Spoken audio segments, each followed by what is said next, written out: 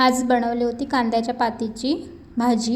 कढईत तेल गरम करायला ठेवलं, त्यात टाकली मोहरी तडतडली की त्याच्यात टाकायचं जिरं पण चांगलं फुललं की त्याच्यानंतर त्याच्यात टाकायची लसूण बारीक ठेचून टाकायचा आणि मिक्स करून घ्यायचं ते व्यवस्थित, लसूण जरा तांबूस रंगावर येईपर्यंत। आणि मग त्याच्यात टाकायचा कांदा। आपल्याला जर पातीचाच कांदा टाकायचा असेल तर तोही टाकू शकता किंवा मग आपल्या घरातला दुसरा असतो तो टाकला तरी चालेल। थोडंसं मिक्स केल्यानंतर टाकायचं हिंग, ते पण व्यवस्थित मिक्स करून घ्यायचं। आणि मिक्स झाल्याच्या नंतर मग त्याच्यात टाकायची आपली चणा डाळ। तर मी चणा डाळ टाकून बनवणार आहे। चणा डाळ पण अशी मिक्स करून घ्यायची व्यवस्थित।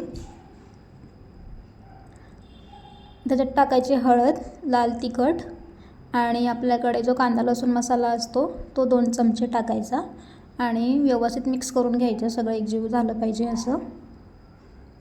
त्याच्यानंतर थोडंसं पाणी टाकायचं कारण मसाले खाली करपू नये म्हणून, आणि ते असं मिक्स करायचं व्यवस्थित। आणि मग त्याच्यात टाकायचं आपण जी कांद्याची पात चिरून घेतली होती ती टाकायची, ती पण व्यवस्थित अशी सगळी एकजीव होऊन द्यायची, व्यवस्थित अशी मिक्स करून घ्यायची। मिक्स झाल्याच्या नंतर मग त्याच्यावर ठेवायचं झाकण, 10 मिनटं ठेवायचं। 10 मिनटाने परत काढून बघायचं चण्याची डाळ जर शिजली असेल, आणि मग नंतर थोडंसं मीठ टाकायचं आणि पुन्हा मिक्स करायचं। चण्याची डाळ शिजली नसेल तर त्याच्यात परत आपल्याला झाकण ठेवायचं आहे आणि परत 10 मिनटं वाफवून घ्यायचे।